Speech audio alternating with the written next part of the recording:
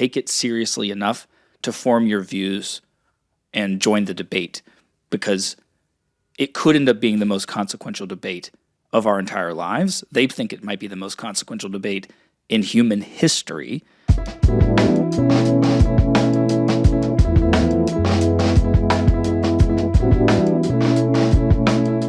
Good morning, good afternoon, and good evening, and welcome to the Suspension of the Rules podcast.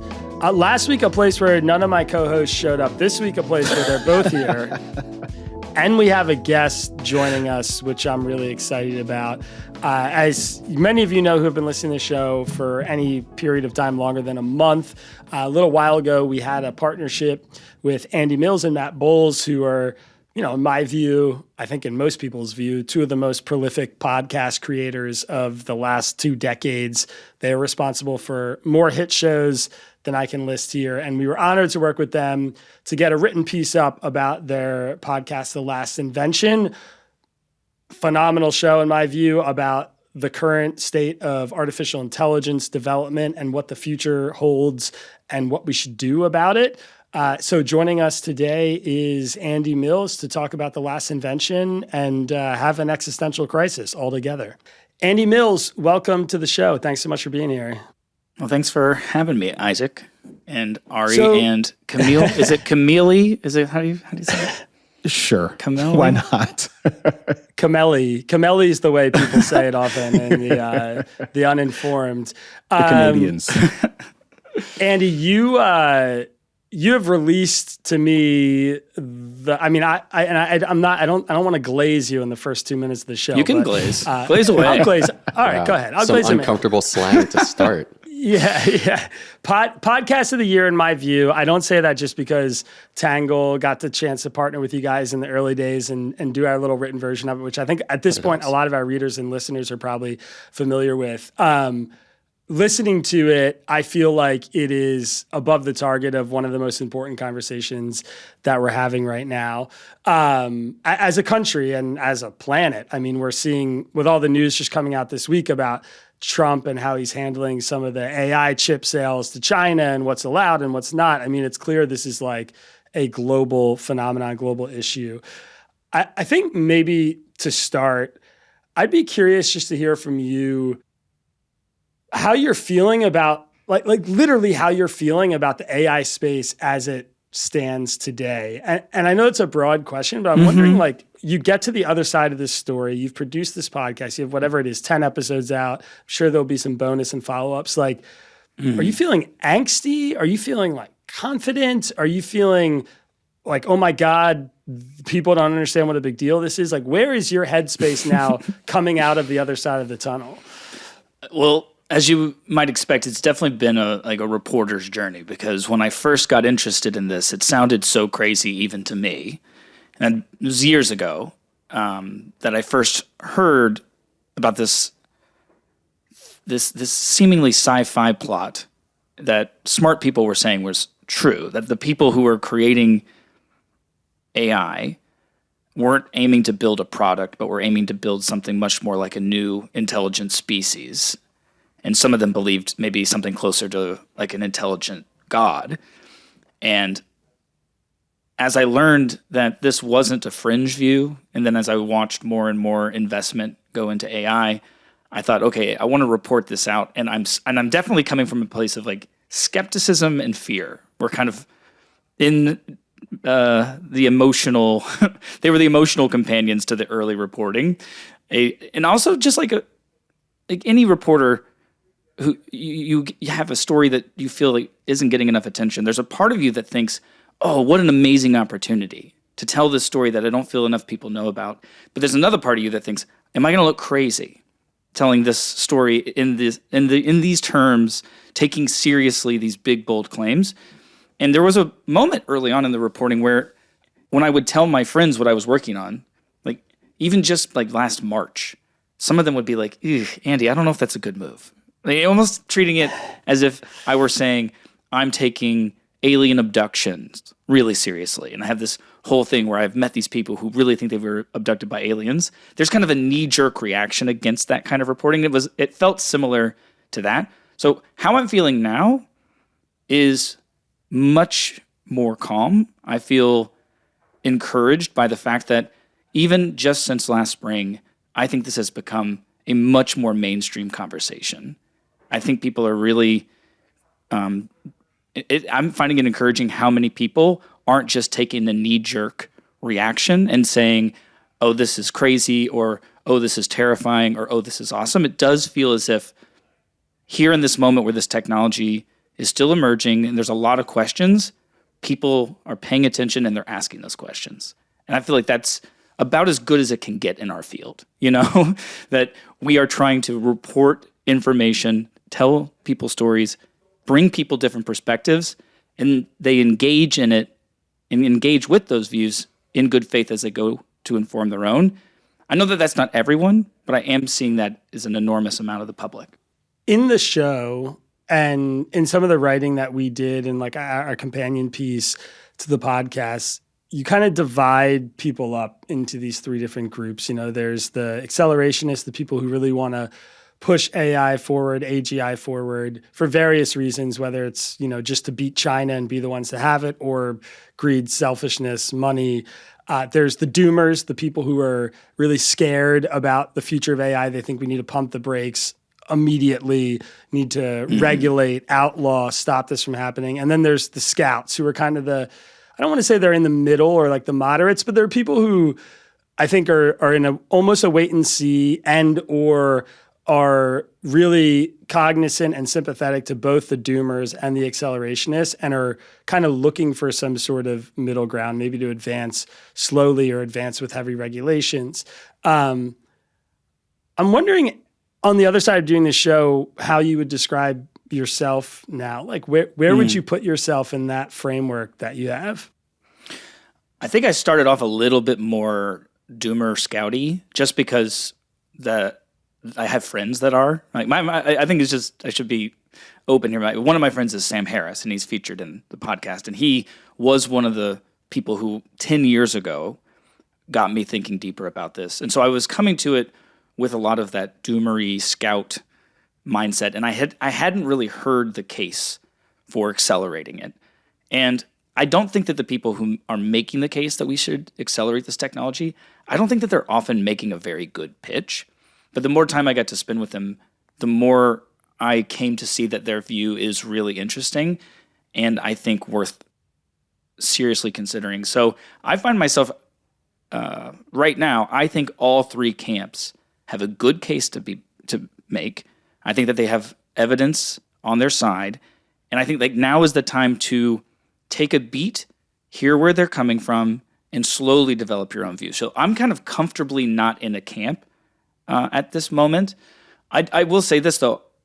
That part of me that was super skeptical, I'm less skeptical now about the possibility we create AGI and that we do it within decades.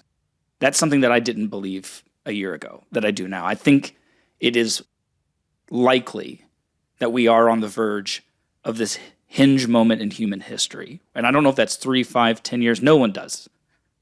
But it doesn't appear to me that it's like 1,000 years away. It appears as if the time has come for us to take this really seriously because it does seem at least somewhat likely. So I'm a believer, I guess, is the camp I'm in. I am inside of that world. Interesting. This is a great opportunity then. I would say I'm a doomer after listening to the show. Interesting. I think I was a doomer going into the show, and I think I'm a doomer coming out of it. And I think I went into the scout world at some point, and I never touched the accelerationist world. And like I would say, to define that clearly to me, I am in a position where I'm like, I don't want any more than what we have right now. I think this is enough. Like, ChatGPT is cool. Grok is okay, I guess. Like, being able to put, MRIs through AI or like do math really quickly and, get better diagnoses. All that stuff's great. I'm like, we can do that now. I'm good. Let's just stop right here. This is totally good for me, which I would define as doomer. Like, slam the brakes and we're okay with what we have. Right. Don't make AGI. Don't make something more like a species. Don't make something that could completely automate all labor. You're saying don't do that? Yeah, I'm saying don't do that. But I would like to hear, I mean, you just said, like, you went into it a little bit skeptical in different ways and fully acknowledging the fact that you're like, I don't know how I'd place myself in the camp. Yeah. I do know this. I can make the case. I can make the case for any camp. That's what I want. I want you to steelman the accelerationist camp for me. Let me hear what you think are like the best arguments for that view. Mm-hmm. Oh, this is fun. So, if you're looking at the accelerationists who are at the head of, say, a company like Anthropic or OpenAI, they don't like to say that they're accelerationists because, in their mind, their motivation to go as fast as we can and not to overregulate it is because they believe that the technology is very likely to be built by someone and soon. And they think that if it's made irresponsibly, it could have catastrophic effects forever. That there would be this hinge moment in human history would be one of catastrophe if the wrong people build it. And so they think the only way to stop that outcome is to make sure that they're the ones that build it, that the good guys make the good AGI before anyone makes the bad AGI. And I don't think that that's a crazy logic if you can buy onto other aspects of their belief system, which I know that Kmele doesn't exactly. But that's one case. The people like Peter Thiel or Mark Andreessen, who I think are more comfortable with this identity as accelerationists, one of the cases that they're making is that we always get nervous when a transformative new technology comes out. And there's this instinct inside of us to pull back, to get afraid. And that when we let that fear guide us, it doesn't lead to good outcomes. And you almost always end up in a situation where you were holding back human progress that you could have experienced in earlier times. And they think that this is possibly so transformative that it's impossible for us to even imagine what is on the other side of AGI, and that to let our fears push it back 20 years, 30 years, 40 years is something that we're going to regret whenever we get there. I find that to be somewhat compelling, and especially if you buy into the idea that what it will be like to live in this AGI world. We maybe don't know all the details, but it is a world where there is more intelligence. And that is getting more intelligence has been the source of a lot of human progress. That just think about, like, why would you not want more intelligence working at Tangle? Over at Tangle, wouldn't you be happy to welcome in like a limitless amount of more intelligence to make decisions, more intelligence to develop new products, more intelligence to investigate the world and its mysteries? And I find that to be compelling. And I'll also say this, the accelerationists, they have some good arguments when it comes to like what the doomers are afraid of. I won't get into them now, but I do find that they have some good arguments that the doomers, quote unquote, are getting ahead of themselves, or a little bit over their skis. That it's almost, they have this philosophical belief that is causing a lot of their fear. And I agree that the evidence isn't as compelling as some of the doomers make it sound like it is. So I wonder if there's a response here where there's less of a doomer critique of the accelerationist point of view and more of a skeptical critique of the point of view. So saying, look, both of you, not quite the same as a scout argument that's saying we need to know more before we make decisions, but saying both the doomers and the accelerationists are in a way very optimistic about the trajectory of this technology because they both are buying into the possibility that it's species creation, like globally transformational things, where it's very possible that Isaac's like dream scenario that we're done here is just what happens. I know that I have this calendar event on my Google Calendar for next August, when the first threshold of a prediction from Sam Altman or somebody similar saying AI is going to be better than humans at everything. Like, that's the first milestone. Then early 2027 is the next one when there's another prediction about that. And I just don't truly believe that that'll happen. I think it's going to be very tough, to put it in a really succinct way. It's going to be very tough to build something to replicate a word that we can't define already. We don't know what intelligence is. We don't know how it works in humans. And to say that we're going to be able to replicate it in a way that surpasses the thing that we don't understand doesn't seem totally like it's something that is a foregone conclusion to me. Well, I'm just a skeptical person in nature, Ari, so I'm with you 100%. I feel the same way. I'm most comfortable playing the part of the guy who's skeptical about any claim, let alone a claim as dramatic as the claims that these people are making. And so when I say like I'm less skeptical now, all I'm saying is that I have been convinced that it's possible and even likely to come in a way that 2 years ago me would not believe. You know, like I'm in a strikingly different place now than I was a couple years ago. But it's not that I've become certain. It's just that I'm taking the possibility and the likelihood a lot more seriously. But what you're pointing to with these predictions that are being made, I think that there's a little bit of a Mark's like showmanship element to it. And I think that the smart thing to keep in mind is that we need to be really skeptical about the specific claims coming from people at the head of companies that are raising money. And it's not because they're bad people. It's just the incentives are there for them to really hype this up and to get specific enough to get people to give money now. You know, oh, you don't want to miss out on investing in my company now because we think we're going to hit this milestone. And it could be by 2027. I think we should for sure have a lot higher bar of skepticism in a situation like that.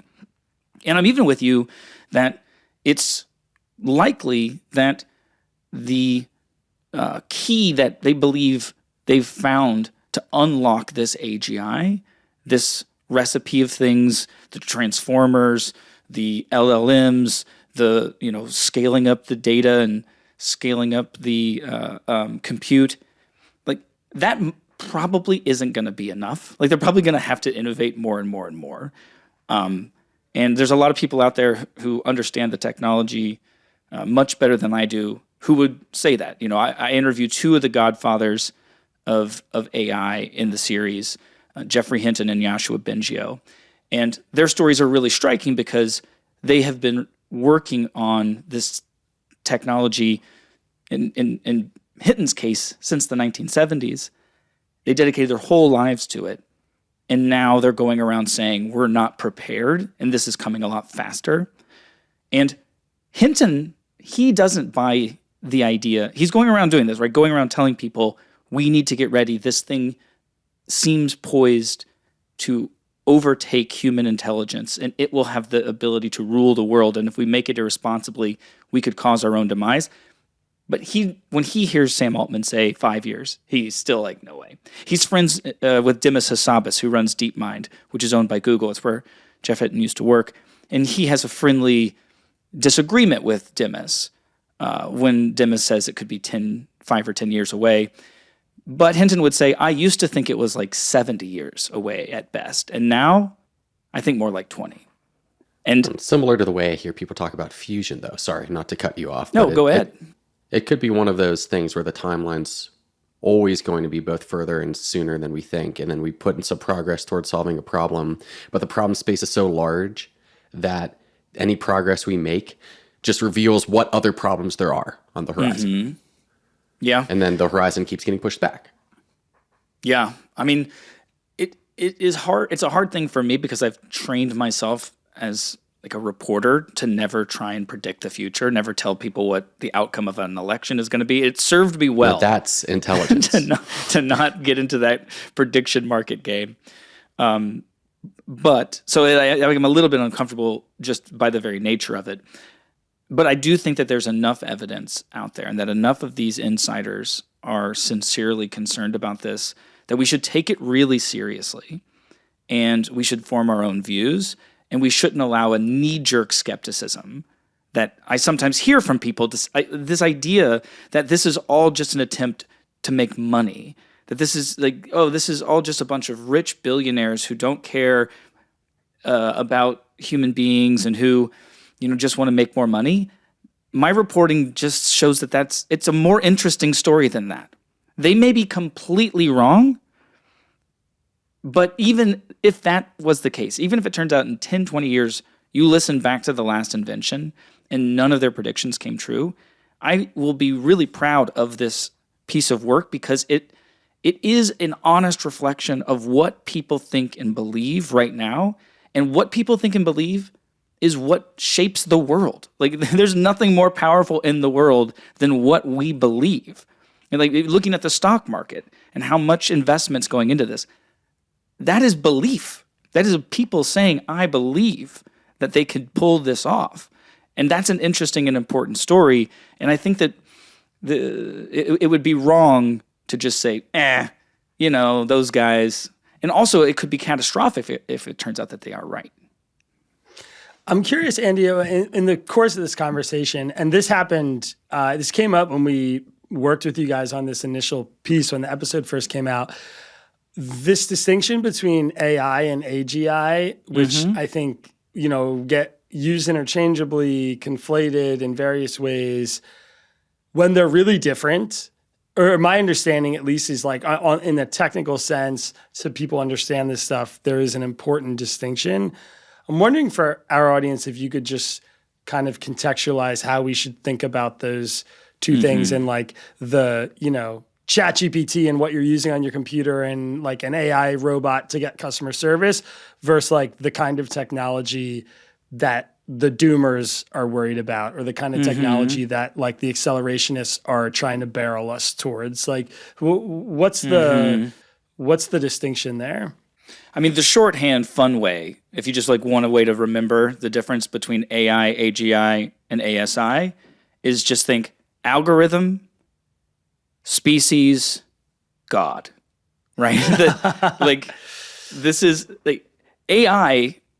We've been interacting with it all the time. AI is going to recommend the podcast we are recording right now to people who don't know who we are, but might be interested in this when they go to YouTube or whatever, right? That's AI to a certain extent. And the chatbot that we're engaging with right now, that is an AI product that is created, that's made instead of out of the algorithms that have been choosing your social media feeds, it's been created out of this LLM model, these large language models. And it's an amazing product. It's really remarkable. Its capabilities have shocked the very people who created it, right?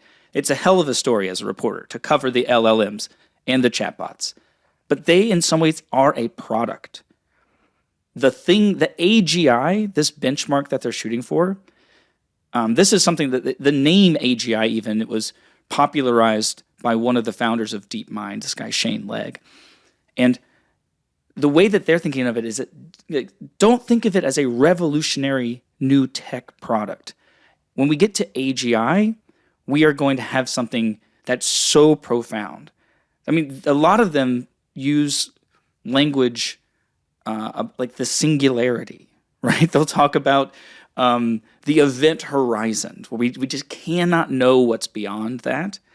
That's the kind of language that you'll hear some of them use talking about AGI.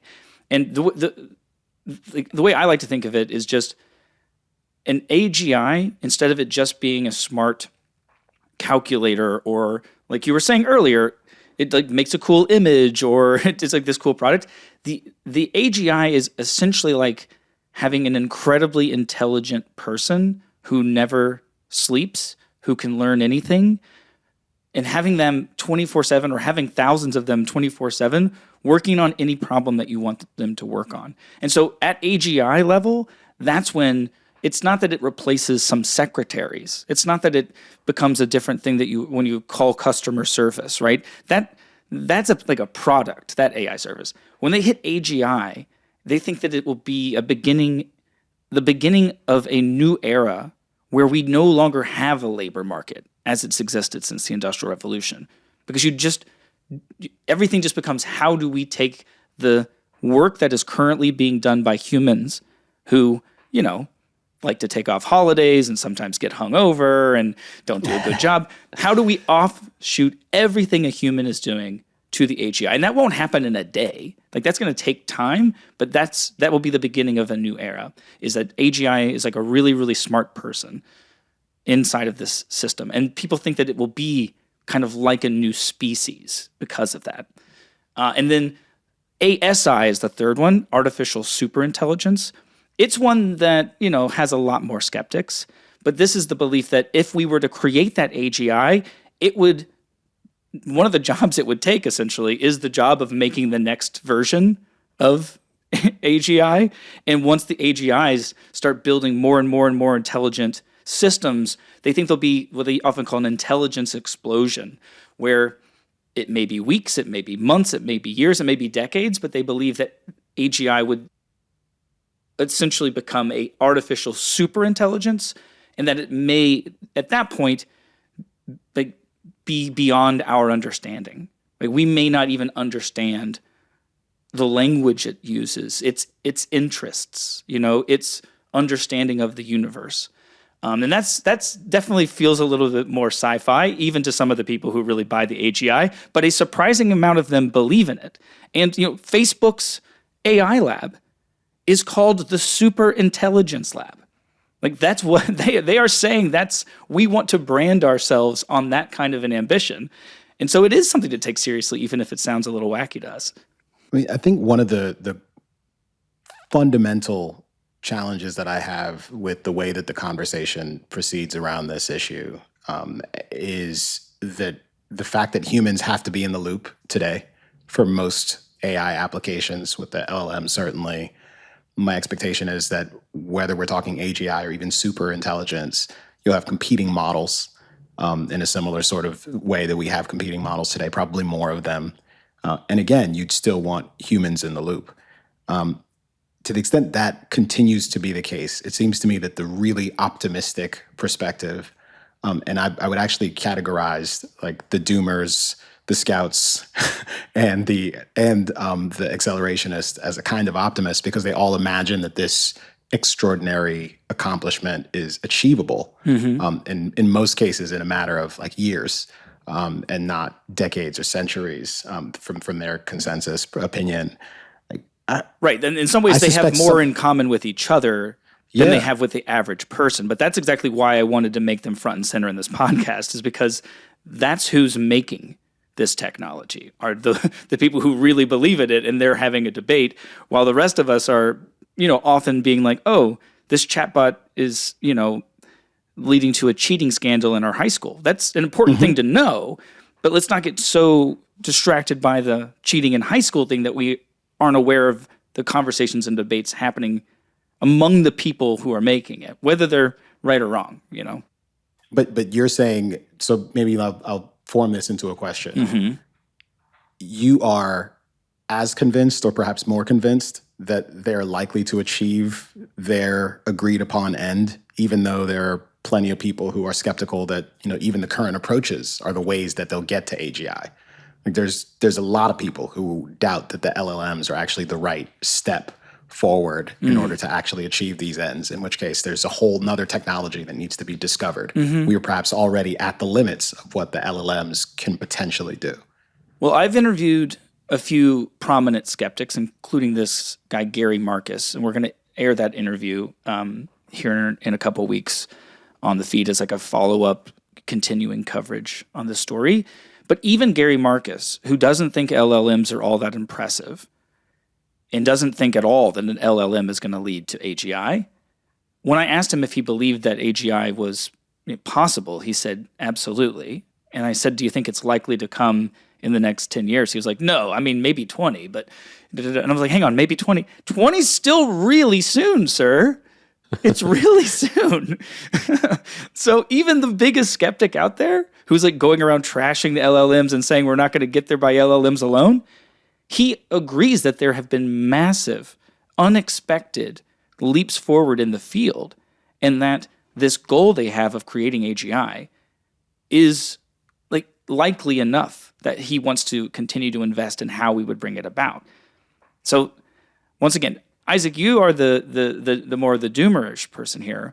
I think my question for maybe you and for Kmele is just the part of it that I now struggle with, like my last vestige of skepticism is along the lines that it's going to lead to human extinction. And I full disclosure on this podcast, I used to be a fundamentalist Christian, and it was a beautiful and a terrible thing to be, you know? And since leaving that fundamentalism, life has been more interesting and complicated, and I'm so committed to not being a fundamentalist anything anymore.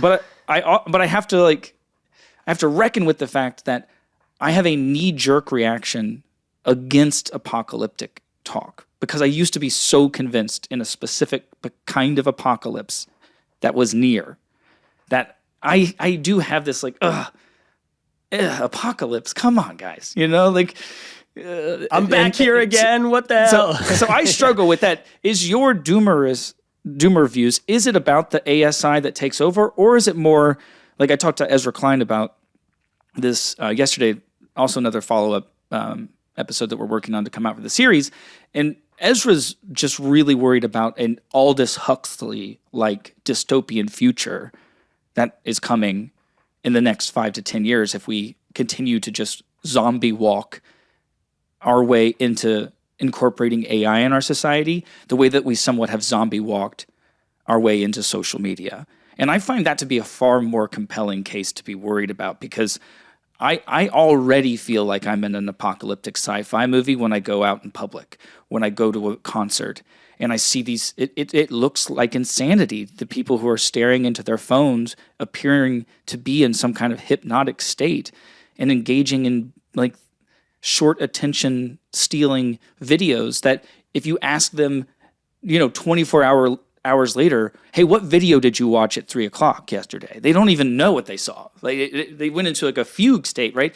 And I can see that if we pump a bunch of AI products into that environment, we might find ourselves in a world where we are distracted, we are entertained, and we are handing over the most valuable parts of the human experience to a machine in exchange for like dopamine and, erections, because porn is a huge part of it. Yeah. No, I have an answer to that. I mean, so I'll frame this up top first. I mean, I was in high school, like reading Ray Kurzweil, The Singularity, whatever. Amazing. That was informative for me on my views about this stuff. And so I was very captivated by him and the people that I think he is like a singular figure in terms of the futurism and people who are writing and talking and thinking about what's coming. And, a lot of the stuff that he talked about back then, 20, 30 years ago, whatever, has come to fruition in certain ways, but a lot of it has been further off than he expected to. And so I think I was sort of like in the mania. I wasn't a fundamentalist Christian, but I was that, like I was subscribed to that. Like, this is the smartest guy in the world and he's telling us what's coming and nobody gives a shit or is paying attention. Mm-hmm. And then I sort of saw a lot of like him be fundamentally wrong about some things. Right, which nanotechnology especially, right? He was so big on that. which like gave me this skepticism about kind of just this whole field of like futurism thought. So that's like a prior that I came into this with. I would say I am maybe not a doomer because I do have some skepticism. Like the non-doomer quality I have is some skepticism about how close we are to this stuff. Like, I've said this before, and I fully recognizing the stuff you said, like ChatGPT is the product and it's not the technology, whatever, but it's like, I use this stuff fairly regularly and it still sucks so much that I'm just like, there's like, I don't feel threatened by it quite yet. I feel like I can wrap my head around it. I can fool it. I can get it to do what I want. And I know we're in the early stages, but I think there's sort of, I can't quite put my finger on it, but there's sort of this like future I imagine where the AI is kind of smoking the AI and it's just like it's like, sitting in the garage with its car on, inhaling its own exhaust. And there's something broken about that ecosystem. Like, I just don't know how that's going to produce this incredible product. The humans still feel so core to everything that it's doing. So I just don't really understand how that part of it's going to play out. And I subscribe a little bit to Ezra's view also. Like, I can't remember there's a movie that Matt Damon is in. I know the one. I'll look it up. 1 second. Yeah, there's a famous scene where he's like, he has a parking ticket and he's in line and he's talking to the robot and he's trying to Elysium. Or he has some sort of Elysium, yeah. And he's like, and the bot is just stuck in this loop, and it's like the future where robots are the police, and he's like, no, like, he had this very human explanation that the robot can't wrap its head around for why he made the mistake he made, and he can't get it to see it. And it's like, that to me is the dystopian future. Like, that is, which is sort of in line with Ezra's view. Like, I imagine that world where we have these things that are just like kind of shitty at what they do, and we're just stuck with them, and that's awful and infuriating, and we can't get it to do the thing we want.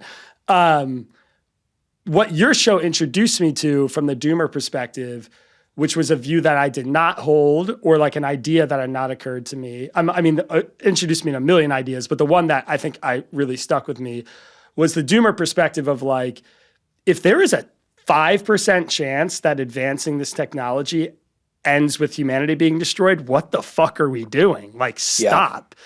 And I totally agree with that. Like, I don't want to take a 1 in 20 gamble on, like, I'm a recreational gambler, I'll say. My FanDuel account is active on Sundays during football season.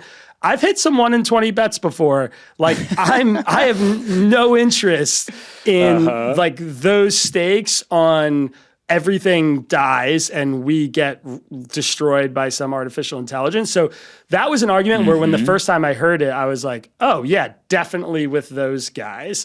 So I think that's kind of like the whole of my doomer perspective, if I had to sum it up.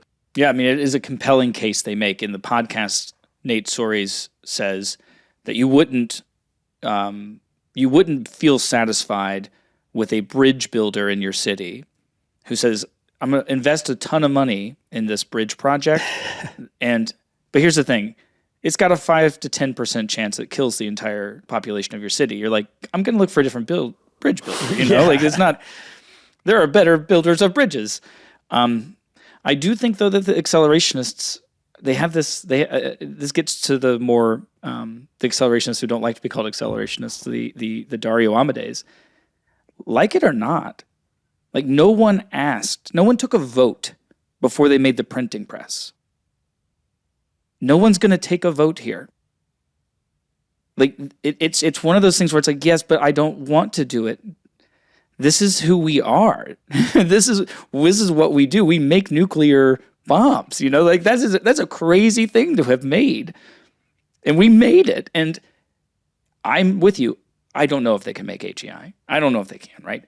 I'm just saying, I am far more convinced that they can, I'm far more convinced that they might be able to do it, convinced enough that I'm trying to advocate people take it seriously enough to form your views and join the debate, because it could end up being the most consequential debate of our entire lives. They think it might be the most consequential debate in human history, and it shouldn't just be made by people in technology. You know, I think we all should join. I mean, there's this thing in the discourse about how dangerous it would be for China to be the ones who make AGI and why we have to go really fast. And there's a part of me who thinks I see the logic in that completely. They're humanitarian, human rights abuses and all the like from the Chinese government. It's frightening to think that they would have something with the power that these people believe AGI would have. But the whole thing about us building the AGI here in a country with civil liberties and freedoms is that, like, we should use those freedoms, one of which is engaging in public debates and fighting and, like, getting into the muck and, like, getting our voices heard. I think that's what I'm advocating for, is like, let's do that thing that free societies do. Have the debate out and But to do that, you have to take it seriously. You can't just take a posture of no way this is going to work. And I think that's in some ways that's the thing I'm advocating for with the podcast. It's not for any position in the three camps, but it is a strong advocacy to take seriously and join in on the debate. All right, I have one last question for you before we let you go, and I don't know. Maybe we should all take a bong rip before I ask this question. It's a little bit of a. It's a little trip. It's a little. Yeah, it's a little existential. I mean, and actually, your comment about the fundamentalist Christian background, which obviously I know about you, but it sort of, I think, teased this one up a little bit. I had this moment listening to your show where I don't want to say I had an existential crisis, but I'll say I had some very like 8-dimensional existential thoughts that I couldn't really, I had trouble wrapping my head around. And one of them was like, are we just like building God and this is our purpose and this is like what it's all about and this is the thing that we're headed towards, and there's this, like you just touched on it, like there's this inevitability. Nobody's going to take a vote. We are going to do this. We are like hardwire programmed to just keep advancing and keep advancing. And I know it sounds like sort of silly on the surface, but I'm just like, it's a half-baked idea. I'm just sort of scratching it. Like I said, bong rip. But I'm just like, why are we so drawn to this? And is there something like really deep inside of us that knows that this existence, the things we're seeing, you know, it made me start thinking like, oh my God, is this all a simulation? And we're just like, we're working towards cracking the code and that's the whole thing. And so my question to you is, you know, that's my sort of existential thought crisis I had a little bit listening to the show. I'm curious if you had any of those, like if that came up for you in the course of your reporting where you're just like sitting on your back porch staring off at the horizon, like, holy shit, like this is like blowing my mind a little bit. Yeah. And I don't know if there's any like meat on the bone there for you. It's just like, it feels like there's, you could really go down a weird rabbit hole here. Oh yeah. At this moment, I could go down several different rabbit holes, especially because, I mean, as a fundamentalist Christian, you don't know how crazy evolution sounded to me. It doesn't sound right. It's like, it's not intuitive that this complicated thing with all of its ambitions and feelings and anxieties, you're like, well, but it comes from the slow evolution over millions of years from this single-celled organism. I just didn't buy it. It's like, there's no way that's real. And sometimes when I hear people say now, there's no way we could make this thing, and there's definitely no way it could ever have consciousness, it does remind me a little bit of like, well, I used to not believe in evolution at all, you know, and I made fun of people who did, you know, when I was like a 12-year-old fundy Christian. So I definitely Is wonder that what you sometimes. got, fundy Christian? Is that like a slang term for you guys that we can use? Yeah, former fundies. You don't have any former fundies? Yeah. No, I never heard that. The former fundies are a good bunch. I like them. That's so we hang out with each other. But I also think you're pointing to the fact that there is like this kind of new mythologies in technology are forming around this. Like one of them that's very surprisingly large amounts of people subscribe to is what's often called the worthy successor theory. And that's the idea that, to your point, Isaac, some people, and a larger amount of them every year, they are becoming convinced that we are a stop on the way to something better, that we are one stop on an evolution. And some of them think like our purpose has now been revealed to us. We are supposed to create an artificial new being that will do better than us, that will be better than us. And they call it the worthy successor, something worthy of replacing us as we slowly die out, and it takes on not just ownership of this world, but slowly the universe. And they think that that will be our legacy, that we will be remembered as the creators of the thing that was the good, and it would be the best thing we ever make. And then there's this other group of people, this is less popularly subscribed to, but they believe in the what's called the great filter. Are you guys familiar with this theory, the great filter? Yes. Yeah. This is a belief that some people have when it comes to the question of like, where are all the aliens? Why aren't there are all these planets we're discovering. where are all the other intelligent life forms? And some people believe that we are going to, like what this AGI moment is, that we're running into a temptation that every other intelligent life form eventually got to. And if you choose to make the AGI, you choose to end your intelligent civilization and set your planet back, Like they think that it's a wild theory, but it's interesting. I thought you were going to think say if you make the AGI, you like break through and all of a sudden we'll be able to communicate with all the other intelligent life forms out there. No, that's her. Yeah. Yeah. And then the last thing I'll say is that you talked about the simulation. It's not surprising that some of the early believers in superintelligence are the people who popularized this idea that we are currently living in a simulation. Nick Bostrom, whose book Superintelligence came out in 2014, he's essentially the reason that a lot of people in Silicon Valley have come to take seriously the idea that we're in a simulation now. So there's an enormous amount of overlap that if you really start getting down deep into this, and it can sound a little out there. I mean, Nick Bostrom, one of the things that he thinks about a lot are what are the rights that we need to be preparing for, what rights we give AGI, because he doesn't want to see us enslave it. And then he's thinking also about what, like, if our superintelligence is created, it may want to communicate with superintelligences in other universes. This is like that is where you end up going if you go deeper and deeper into this world. So, Isaac, if you want to take that bong rip, that's that's the ride right there. Yeah. Go ahead, Kmele.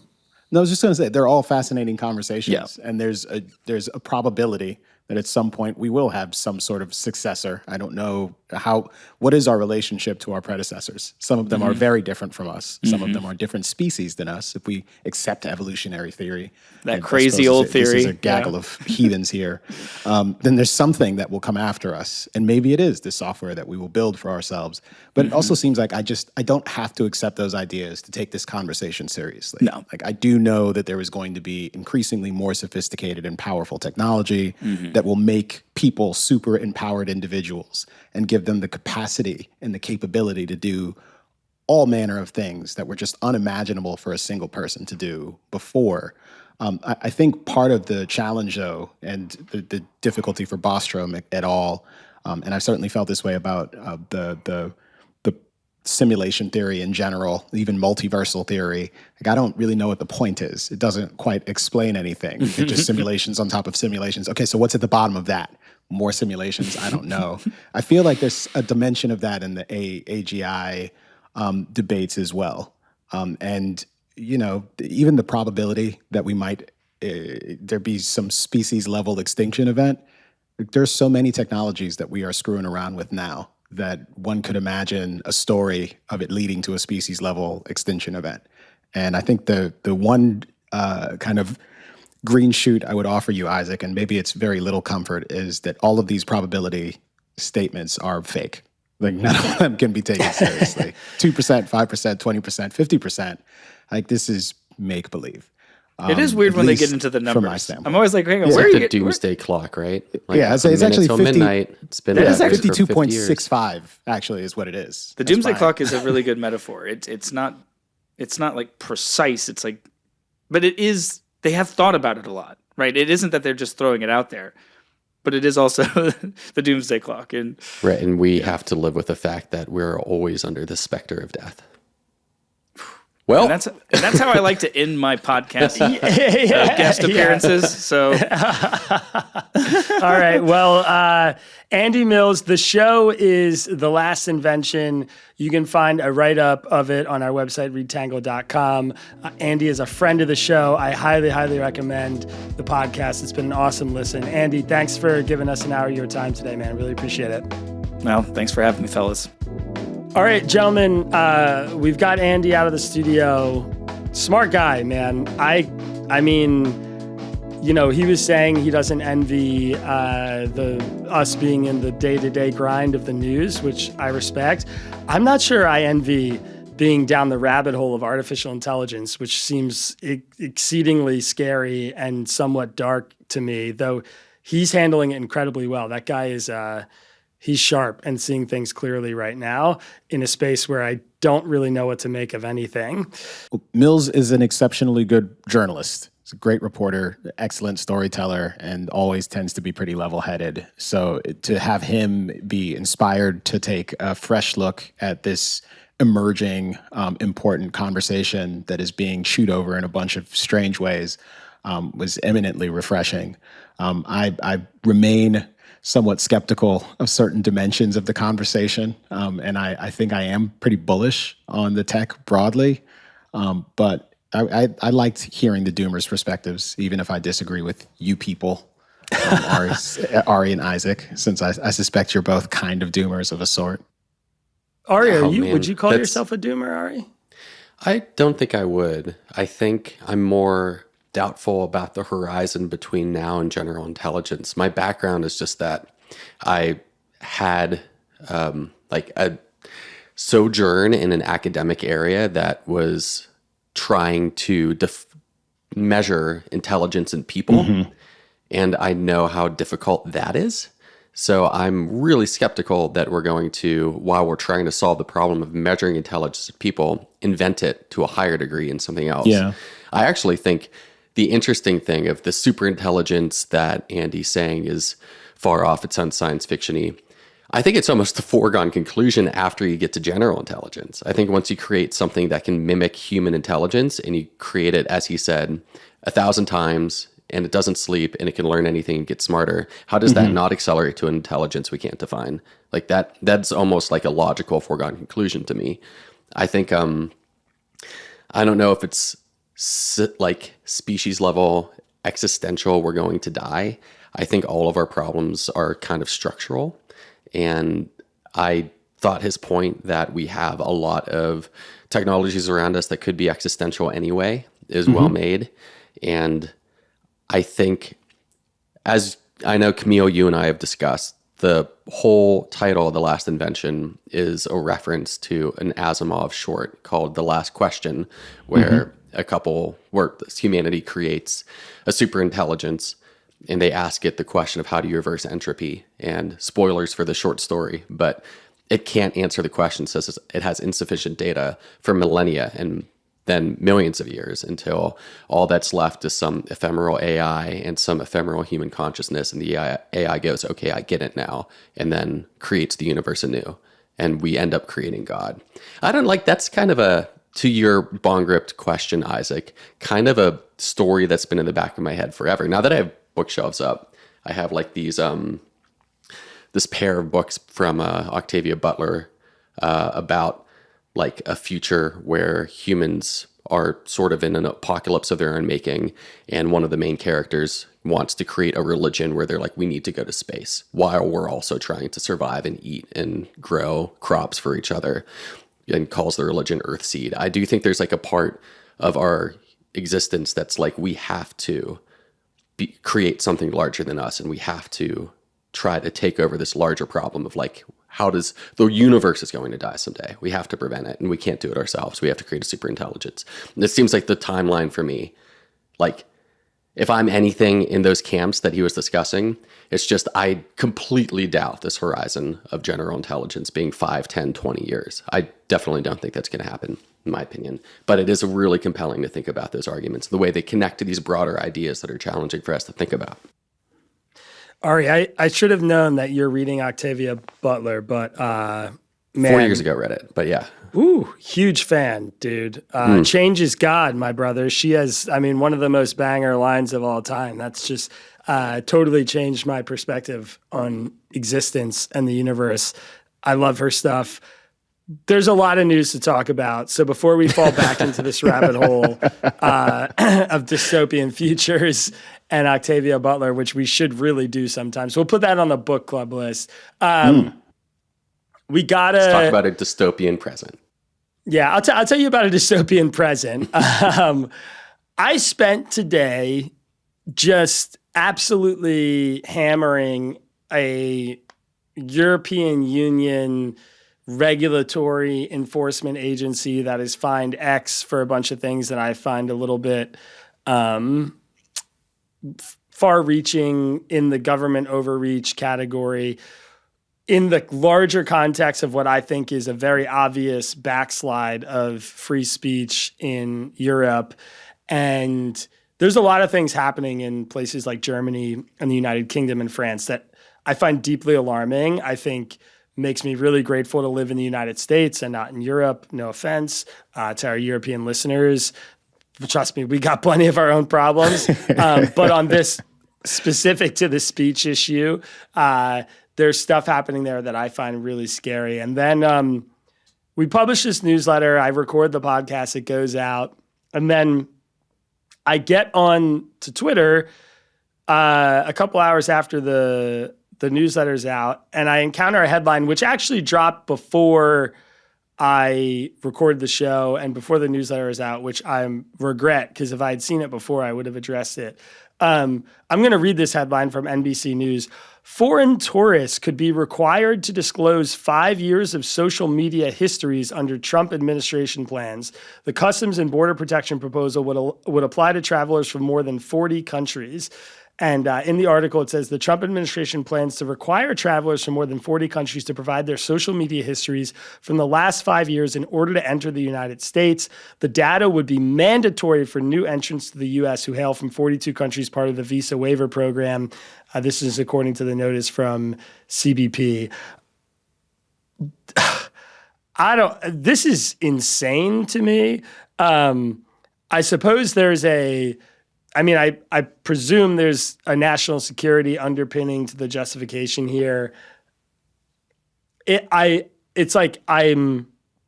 spent all morning just hammering this idea that I'm glad we're us and not them. And then there's this measure that this current administration is considering that to me feels almost equally as draconian as some of the stuff that we're seeing in Europe, where, people are being arrested for insulting politicians on the internet. People are having, broad hate speech laws applied to their conduct online and going to jail for what I think is essentially mean or sometimes racist or bigoted tweets, but things that people should not be going to jail for. I'm curious how you guys feel about this. If you've been tracking this story, what you make of this headline. I felt a little bit foolish when I saw it. I just did this whole song and dance about how great things are here compared to Europe and how glad I am that we're us and they are them. And then I ran headfirst into this example of we're also doing a shit job of handling this right now. Maybe you ran head first, but he had a helmet on, and that helmet's name was senior editor Will Kayback, who went out on the limb for you in a staff dissent and said, I don't really think that it's all that feasible that the United States is going to pass laws that restrict speech in a way that's similar or inspired by what Europe's doing. And poor Will. I mean, we've given him plenty of credit before when he said things that became immediately prescient. In this case, it happens to us all, happens to the best of us. But the way that I read your take was that this is something not that the US does great and we're thumping our chest about it, but actually had within it this nugget of warning of we need to be on the lookout of the way free speech laws are being applied in the European continent, because it's possible that they could inspire things in the US, which Will was pushing back on. And I have, of course, arguments in other areas to discuss with you on this take. But in this case, in this notion about U.S. Speech restrictions, it does seem like it was a little prescient. It is a little different. Obviously, it's not going to apply to citizens. It has nothing to do with you being arrested for speech and curtailing rights that are detailed in founding documents. But it does restrict freedom of movement for people that wish to enter the country. And in a way, it invites questions that are quite similar about what the government has the right to restrict and police, and what kind of speech are we drawing a circle around and saying something outside of this, it's not acceptable. And also we're giving the circle drawing authority to a larger government. And that is a similar thing that I think if there's anything that comes out of your piece that is this is the thing I'm screaming about, it's the fact that you don't want governments to do this, and here's why. And that, if anything, makes it seem somewhat apt and prescient. So there's your helmet for you as you go headfirst to that wall. That's fair. Yeah. I mean, Isaac, you used the phrase backsliding a little while ago to describe what's happening in Europe. And there's obviously, as you know and have detailed, there are important historical differences between the United States and Europe, and always have been when it comes to various things related to speech, certainly even culturally. Like, they're acclimated to and even expect and perhaps celebrate the degree to which they have different approaches to dealing with bigoted speech and censorship with respect to their relationship with the state. So in that respect, I think the American project is very different. And we have this kind of foundational, dispositional approach to free speech that makes us very wary of encroachments upon people's liberty in that area. Even the sensitivity with respect to people entering the country having to submit their social media histories to extra scrutiny is something that Americans hear and they scratch their heads. And I think that's true for Americans of pretty much all backgrounds. It also seems true to me that, one, this just seems like it would be hard to do. And scrubbing it in any sort of efficient way seems kind of ridiculous. To just take away my civil libertarian hat for a moment and embark on God, is that really the best way to actually protect the homeland from potentially dangerous lunatic? One, that's the first question. The second thing is, you don't really need specialized permission in order to do some of this scrubbing and searching.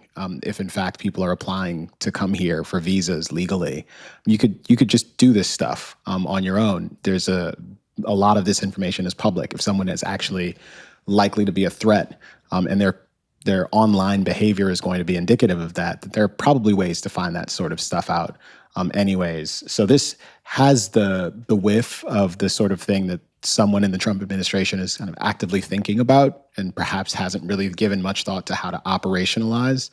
But at the same time is also indicative of how the Trump administration has been kind of schizophrenic on free speech issues. I distinctly remember J.D. Vance going over to Europe, giving this rousing speech and having a extended aside about Europe's insufficiently robust protections of free speech. And at the same time, this is an administration that has gone after journalists in various instances, has filed lawsuits against various media organizations for the things that they're publishing when they're remotely skeptical of what the president is doing, up to today when he is posting things suggesting that it is seditious for media organizations to ask questions about his health, for example. So I think we've become somewhat accustomed to that.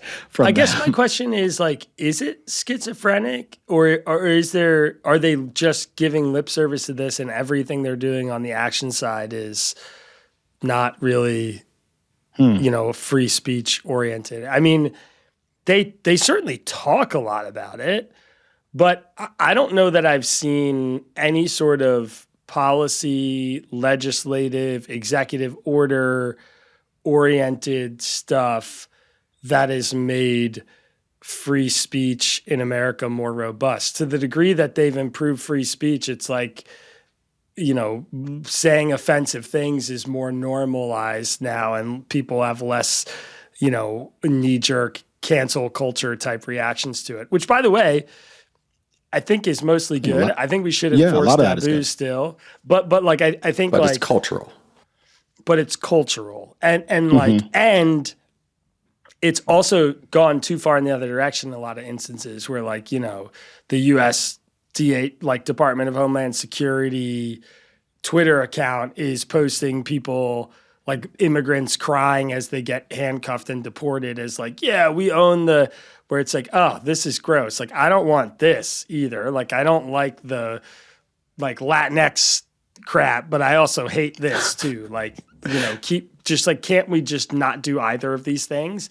So I don't know.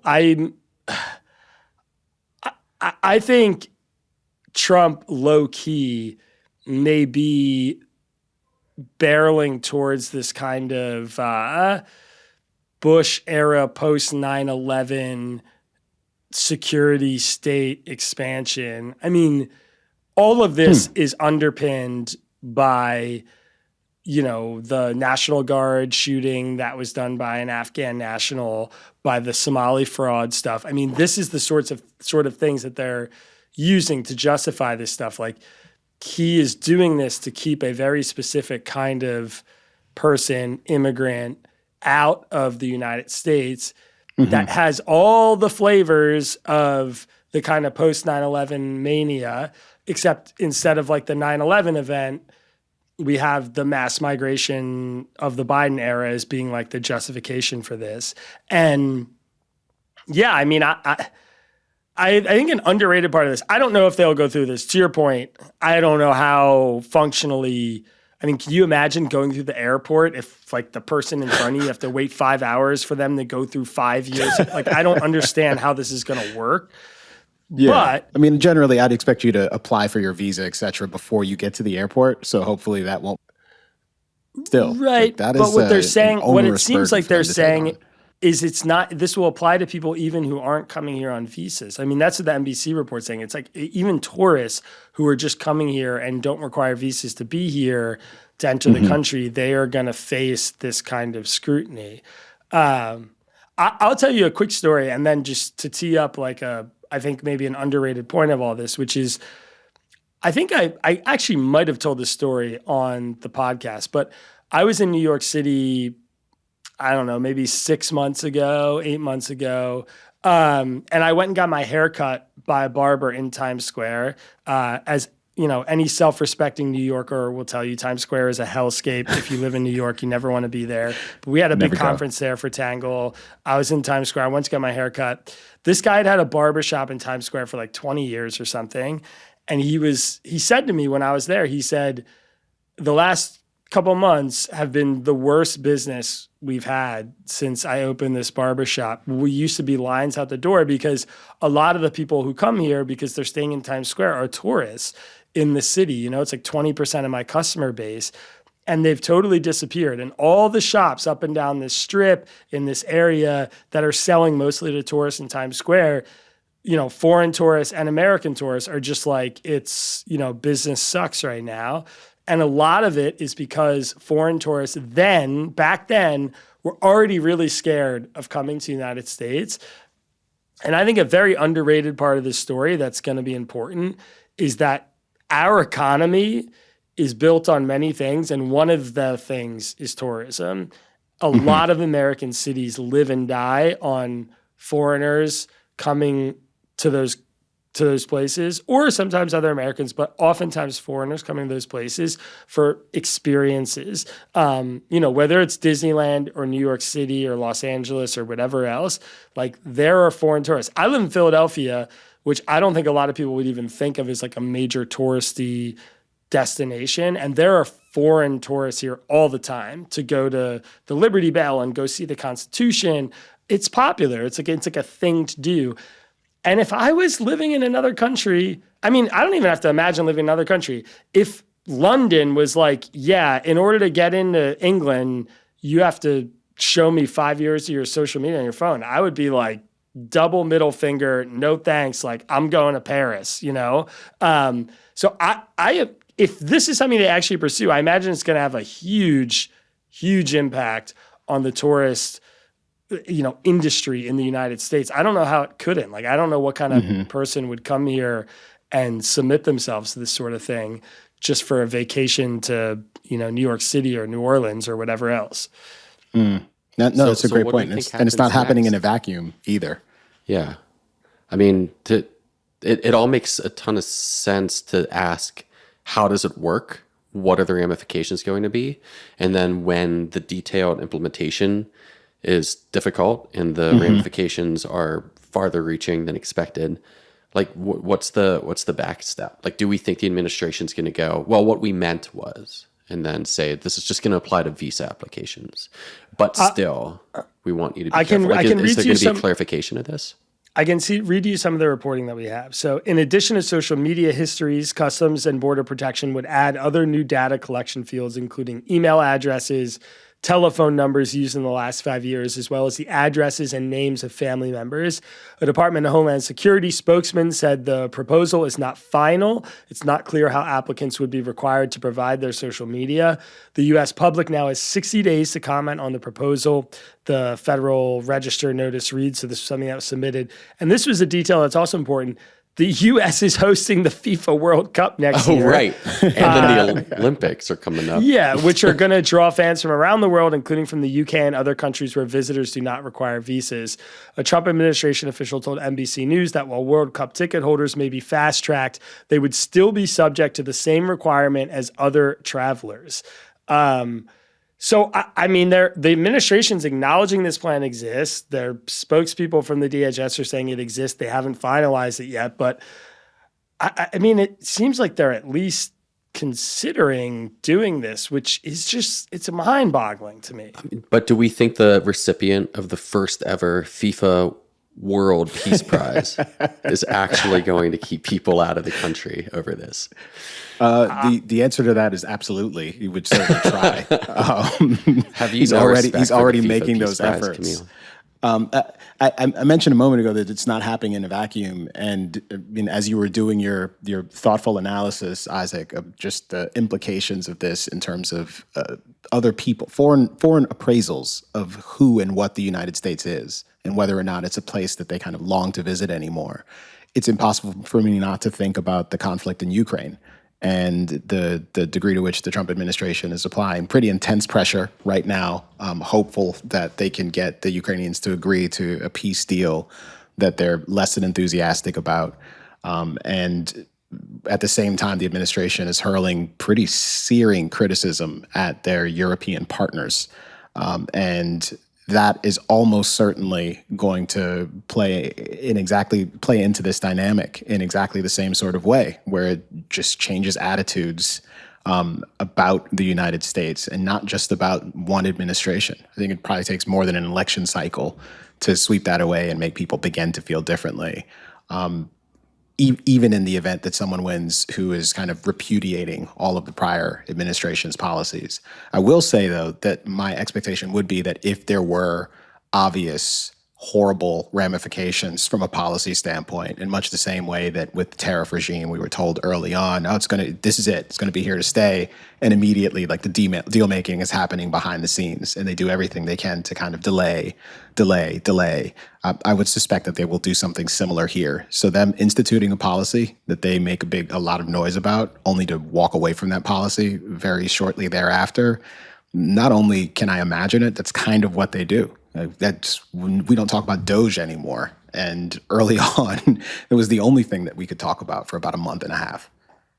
Yeah. I mean, this is like one of the eternal frustrations of covering this administration is, I know supporters of the president might listen to the first few minutes of this and imagine that there's like, that there's some anti-Trump bias or partisanship. And it's like, I don't know what else to say. I literally drew lines in the sand without knowing this story existed about the kinds of speech conduct that were acceptable and not acceptable.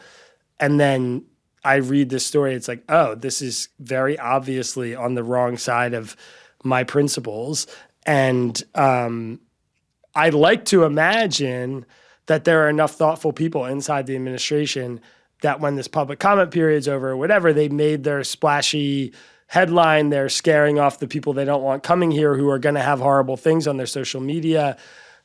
I like to imagine that those people will win out, but I don't know. Like, they've tried to do some of this already. I mean, we've had plenty of stories already about foreigners who have come to the United States and had their social media scraped and been held in, scraped isn't the right word. Ari will correct me on that, but had their social media examined and were held in detention for, days or weeks at the airport or at some immigration facility because they had posted some mean stuff about the president of the United States on social media. I mean, this stuff's happening already.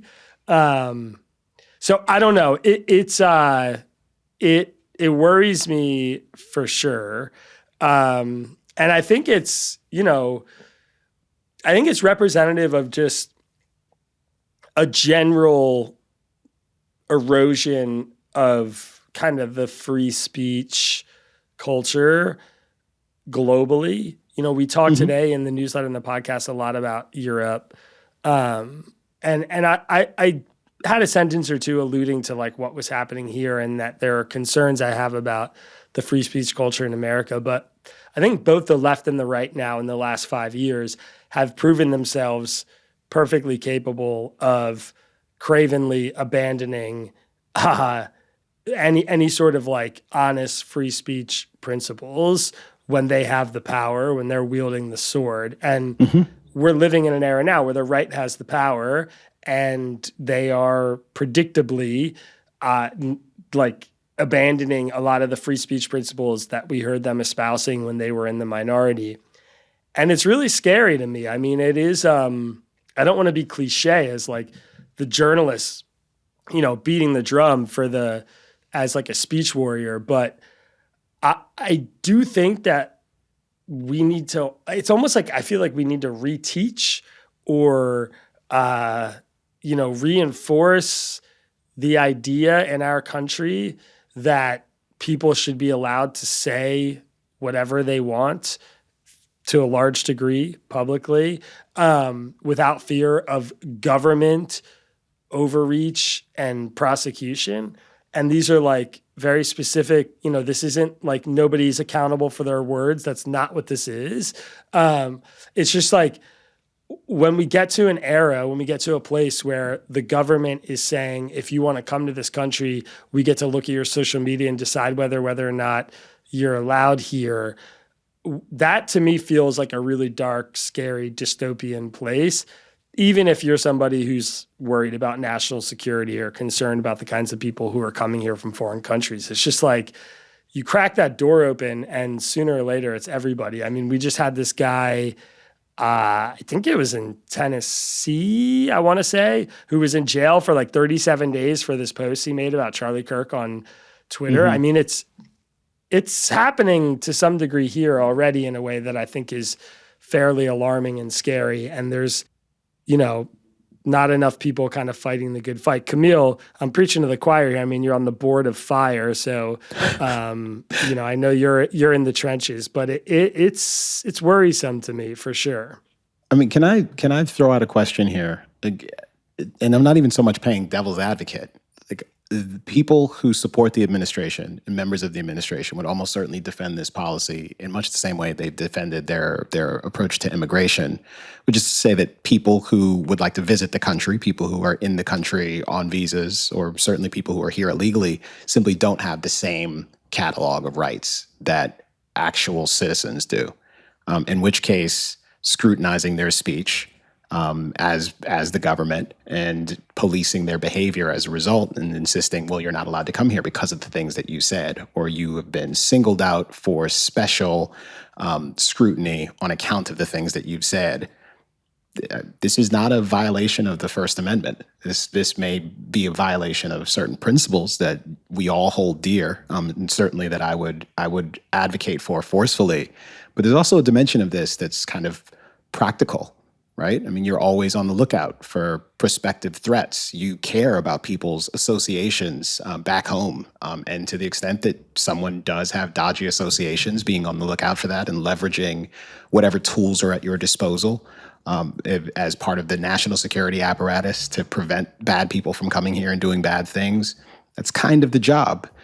So the question becomes whether or not, if I'm going to put the best possible gloss on this, and I want to be fair to them, whether or not the administration is really taking seriously, I think, the gauntlet that you've just kind of laid down there, that taking this step could very well be a first step towards degrading the rights of American citizens in a real practical and profound way. And if they aren't willing to engage with that question and to talk openly about how they insist that they will, in fact, safeguard people's freedoms, then that becomes a real problem and something that we should be talking a heck of a lot more about. So hopefully they'll get some good questions about this before I'll go. I won't go there. but maybe you'll come up with a little bit. I mean, I'd be curious to hear what Ari says about this, but I'll give my response really as briefly as I can first.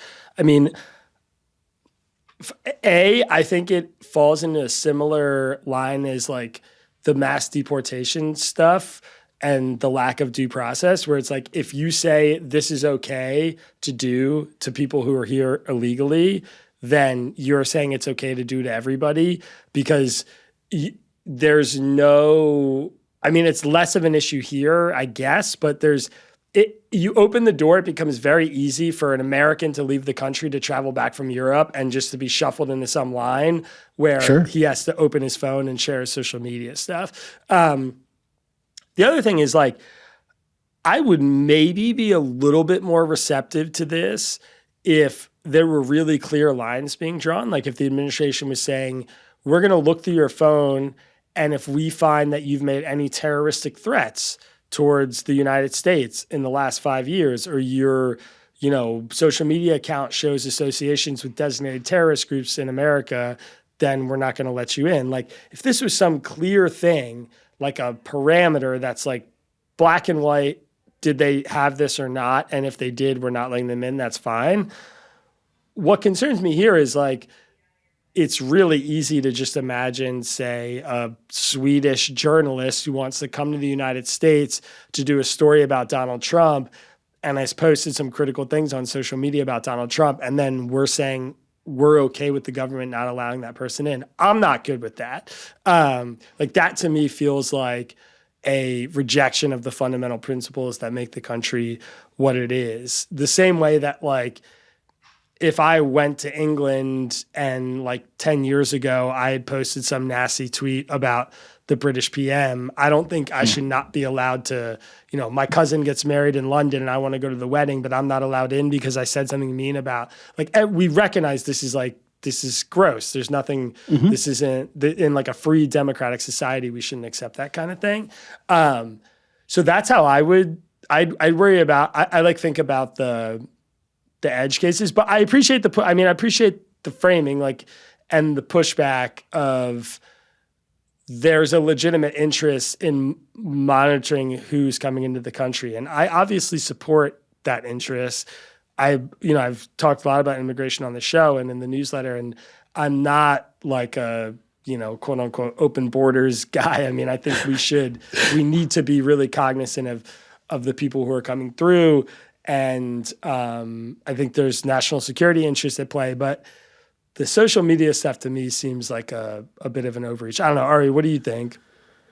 I feel like there's definitional problems all the way down, no matter how you look at it. I think the three of us, by virtue of what we do, are all pretty open to debate offensive language and statements in public that should be permissible legally, even if enforced by some cultural norm or standard that there's repercussions for. I personally am somebody who am very much against hate speech laws, personally. It's like, even as somebody who, like, this extended family has been victim of violence that is perpetuated because of hate speech. I think laws against them always beg the question of, what do we mean? How do you define hate speech?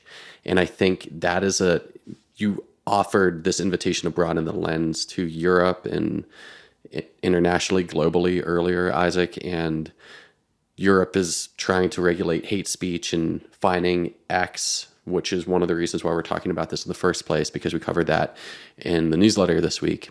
And it invites the question of, okay, how do you define that, and who's defining it, and who do you enforce it against? And if you use that same set of questions to a U.S. policy of, okay, so you are traveling to the U.S. and we are looking at speech in your phone, anything you've posted from the last 5 years, who are we looking at? How are we defining the people that we are trying to limit, and who's defining it? Because what if somebody comes into this airport line, hypothetically, and we're told this person's not an American? How can we prove that?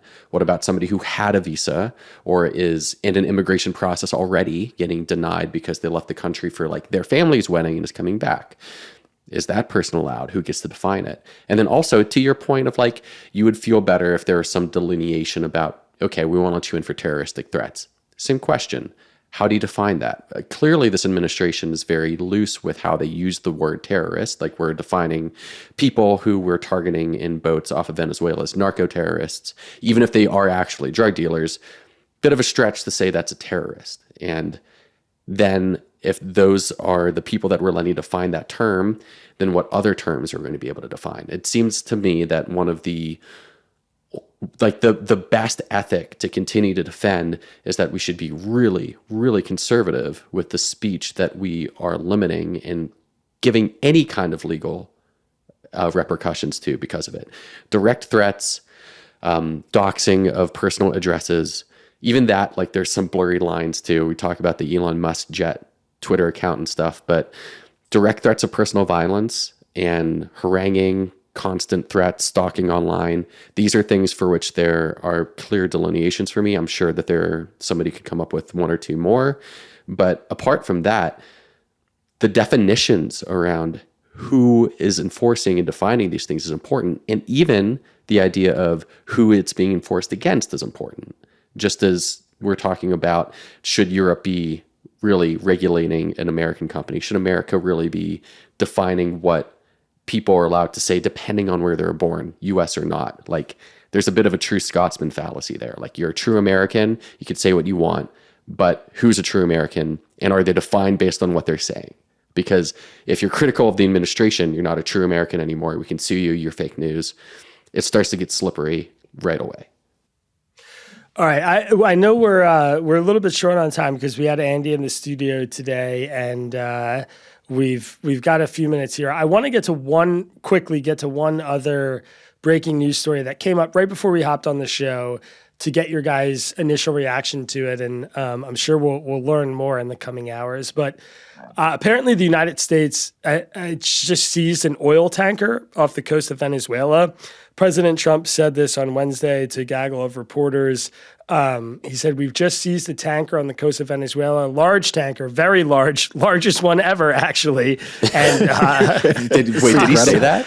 Yeah, I can't. Of course he did. Yeah. Oh God, Okay. man. I didn't hear it. Yeah. I didn't read it, but I mean, of course he did. Yes. Yeah. Asked what will happen with the oil, Trump said, "We keep it, I guess." Well, why was it seized? Is there an explanation yet? It's too big. The seizure, this is Reuters saying the seizure could signal intensifying efforts to go after Venezuela's oil, the country's main source of revenue. I know this is serious. I'm sorry to laugh. I mean, he is. No. It's the funniest president of all time. I mean, Yes. It's like how I imagine if I would run the country, you know, like, well, what's going to happen with oil? And I'm like, I don't know. We keep it, I guess. I haven't really read into that. I guess it's ours. Marco, what do you think? Yeah. God. But it's significant because it's, as Reuters says, quote, "It's the first known action against an oil tanker since Trump ordered a massive U.S. military buildup in the region and carried out strikes against suspected drug vessels, operations that have raised concerns among Democratic lawmakers and legal experts." The U.S. Coast Guard conducted the operation. They did not name the tanker, which country's flag it was flying, or exactly where the interdiction took place. So we don't have a ton of information yet. I mean, it certainly seems like an escalation. If you're in the MAGA world and you're watching this with concern that Trump's barreling towards a kind of Middle East style catastrophe by starting a war in South America, I would say like seizing an oil tanker feels a little bit too on the nose of just, are we going in there for natural resources? Is that really what this is all about? But I said this last week. I talked about it on the podcast a little bit. We talked about it on suspension of the rules. We have a video coming out on YouTube about this probably next week. I just feel like we're about to go to war with Venezuela. Like it has the 2022 Russia-Ukraine vibes of just like, okay, so we're building up the troops in this region. We're sending a bunch of our biggest ships out there. We have stories in the New York Times about the CIA saying there's going to be a land invasion at some point, and we're trying to overthrow Maduro. And now we're just picking off oil tankers off the coast of Venezuela. like, is there any reason to think what it looks like is happening isn't happening? I mean, I just don't know if we just are head in the sand on this right now. I think one of the first questions I have for this is truly how unusual is it? The statement that I see CNBC released from Pam Bondi said that the tanker was sanctioned by the U.S. for years, quote, due to its involvement in an illicit oil shipping network supporting foreign terrorist organizations. And I'm going to try to avoid the debate about talking about terrorist organizations and how that can justify any response, because I'm constantly right about that. But if I look back for other instances of this happening, U.S. seizes tanker used to deliver oil to North Korea, July 2021. Iran tanker, U.S. issues warrant to seize Grace 1 supertanker, August 2019. It's not to say this is a thing that happens extremely normally. Obviously, tensions are really fraught right now with Venezuela, but I don't know if it's something that's like, oh yeah, this is happening now. We're going in, we're taking the resources. Right. I think it's something where this actually, we're going to pay more attention in the moment, but we can still go through the process of broadening our scope and slowing down and looking back and seeing if there's actually something to this, because there very well may be something to justify taking this tanker in this instance. Yeah, but I would say the same. I mean, we just have to wait until we see more reporting. It is the strangest thing to see the president preemptively essentially comment on, which is what it seems like happened here. Like they're having a different meeting. He can't help himself. He announces the seizure of this tanker as though it's something, oh, great, we got one. That's wonderful. No, everyone is just kind of scratching their head, somewhat mystified by what's going on. And I saw a snippet of the reporting, Ari, about that, the history of this particular tanker, and also that it had been involved with like the Iranian oil trade.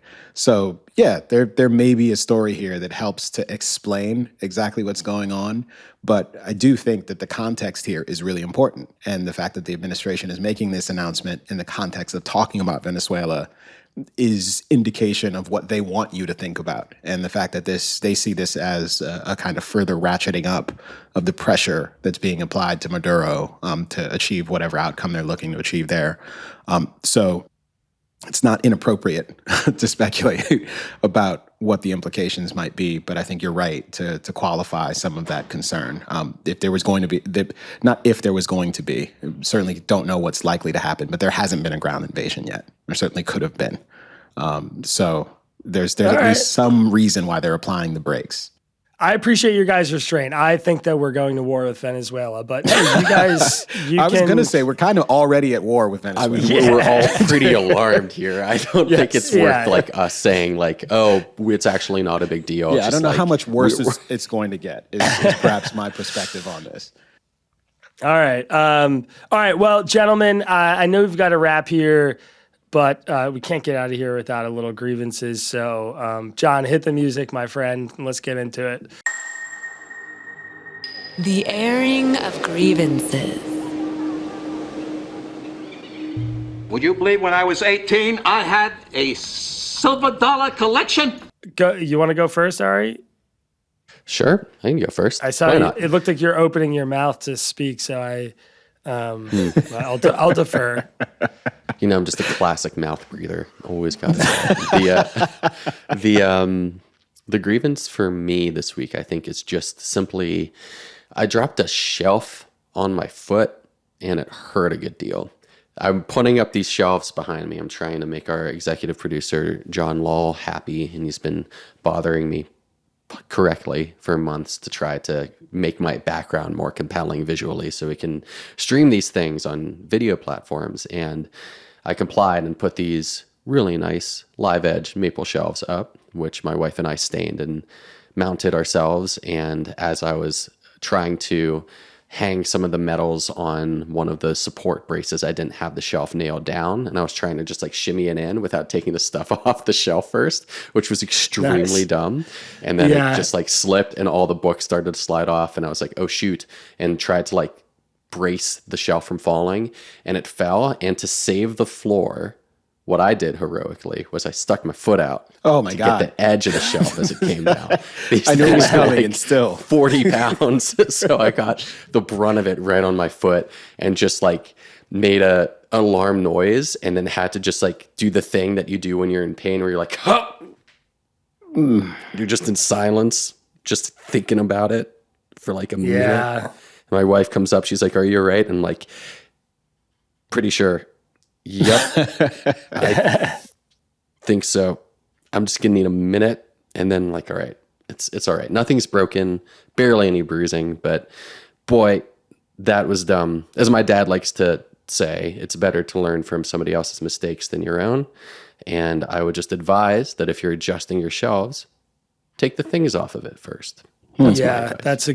That's good. I have to go next because mine is so similar to yours. Interesting. I fell down my stairs this week. Oh, oof, an old man or young child thing to do.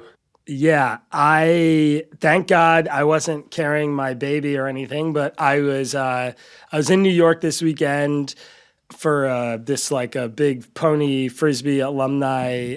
Pride of New York is this ultimate frisbee team I played for and coached for many years, Pony. And we had this big alumni weekend, and I partied all weekend and saw all these old friends, and I lost my voice, and it was super fun, and I didn't sleep a wink. And I was just running around the city like a golden retriever.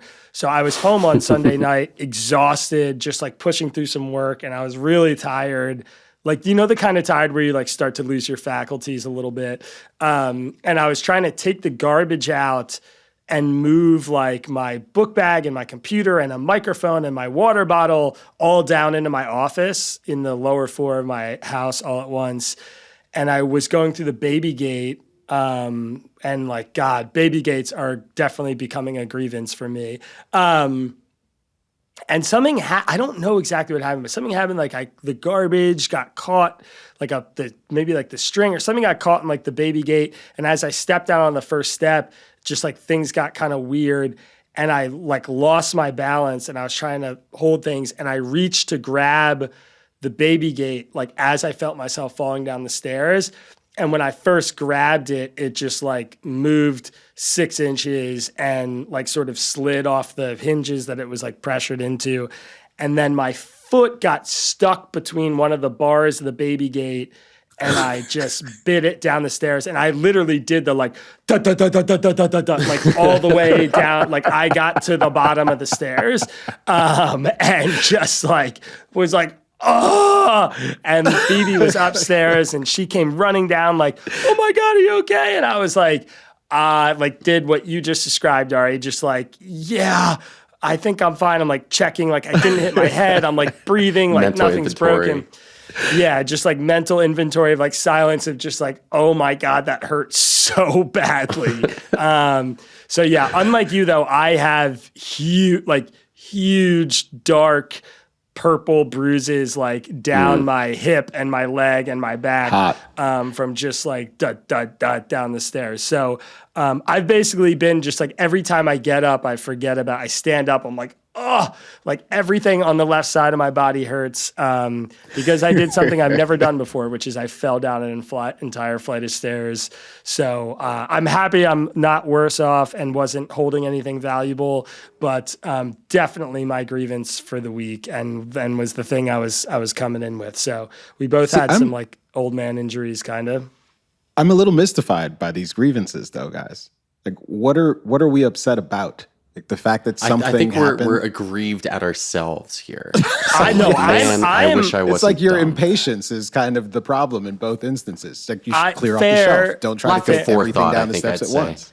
Yeah, that's fair, Kmele. I mean, you're a prick, but that's fair. Well, no, I was gonna say I'm hardly one to lecture. I have permanent nerve damage in my finger from nearly cutting it off a couple of months ago. I do remember Which you that. used as a grievance, by the way. Yeah. Well, yeah. What was I aggrieved by? I guess it's Yourself. just my idiocy. Yeah. My grievance It's is a like I am fair in target. pain. Yes. I'm in pain. That's my grievance. The whole God invented the whole left pain. side. Yeah, the whole left side of that's my the body problem. hurts, and that's Yeah. my grievance. Okay. All right. Well, I mean, my grievance is that there aren't more flights and there aren't more convenient flight times. And I'm usually complaining about flying because I'm flying all the damn time and it's not fair. But I did go Fix house yourself. hunting the other day. Good. And I went out Glad with to a hear it. realtor, and it was actually the first time and I know a lot of realtors, and I love the realtors who I know personally who are like family, but she was the best realtor, and that isn't much of a grievance. So I don't know. What's your Maybe I problem, don't have man? one this week. I'm sorry. To the extent things are wrong, it's the same things that are wrong. Wait. And You have I a can't fix them. you have a grievance. You have I know what your is it? grievance is because you told me about Tell it me, on please. the phone. What's my It was grievance? your experience going to touring some of these schools and getting like Oh, yeah. Well, the that's Black Lives Matter. I did get that once, but the other school that I toured, because I'm both looking at homes and schools, but one of the schools was very much still steeped in the same kind of cultural craziness. One of the other schools that I spoke to, I shared some of my perspectives, complicating narratives around a lot of this stuff, and I was surprised to see not only did she respond positively to my expression of concern that my children be seen as individuals and not avatars of blackness for the campus. And she said, yeah, we took the D out of our DEI program here because we realized that there is diversity and it is inherent in our population because we're all individuals. And of course, we're aligned with that value. So I was thrilled to hear that in response, and it certainly beat the day before where someone preemptively said to me when I asked a similar sort of question, well, it's not like we're indoctrinating them or anything. To which I could only think to myself, the lady doth protest too much. I didn't say indoctrination. I asked you if you had racial affinity groups for kids in preschool and elementary school because you suggested it might be possible that you would have kind of assertive programming about identity where you're kind of promoting certain kinds of values and ideas. And that was not a reassuring response. So yeah, two very different responses at two different schools, which is to say that you should ask questions. And sometimes you get great answers to your questions. So again, not quite a grievance. Yeah, Things are good. I guys. think the first. My feet are intact. I think the first one was a great. I'm going to start taking notes about the things you complained to me during the week, and then I'll give you the that's assist helpful. when we get to the grieve. I'll remind you. Do the I things you complain a agreed lot? to. No, Have I complained a lot not during nearly the- enough. Okay. It's part of your problem. It's a huge issue with this segment. You have to you need to figure that out. I don't know. My grievance is with the grievance. A lot of the Yeah. time, the segment is carried by Isaac's personal woes, and I love the fact that he uses that as a way of telling us that we're insufficient. It's kind of nice. Yeah. Like you guys need to be more upset by minor stuff. Yeah, there's if you can't find one thing that really pisses you off in the last week of your life, I don't think you're paying close enough attention. That's my personal Untangling opinion. Christmas lights, like that's a constant thing. We all have That's to deal good. with. I would that take that. actually, That- yes. That is a great one. That's Good, a great Ari. one. That's Yes. so much better than I went house hunting and had the best realtor I've ever had. It's just not even close to. It's like But I did struggle with Christmas lights just a couple of days ago. But Good. I worked through it Man with my has children. not And created it a turned shape. into a beautiful experience. So I yeah, can't help of it. course, I'm of course, sorry. it turned into a beautiful. All right. We got to This get out of empty here glass before is half full. Yeah, I'm gonna fire Kmele before this podcast is over. He's already on the board. Yeah. All right. Gentlemen, appreciate you. Appreciate Andy Mills for stopping by the show. And Kmele, we'll let you go catch one of those flights that there aren't enough of. Yes. And see you guys soon. Hey guys, thanks for watching. And if you want some more, don't forget to subscribe to the YouTube channel. And you can also go listen to our podcast, Suspension of the Rules, by finding the Tangle News podcast feed. Just look up Tangle anywhere you listen to podcasts or go to our website, readtangle.com. All right, thanks. Peace.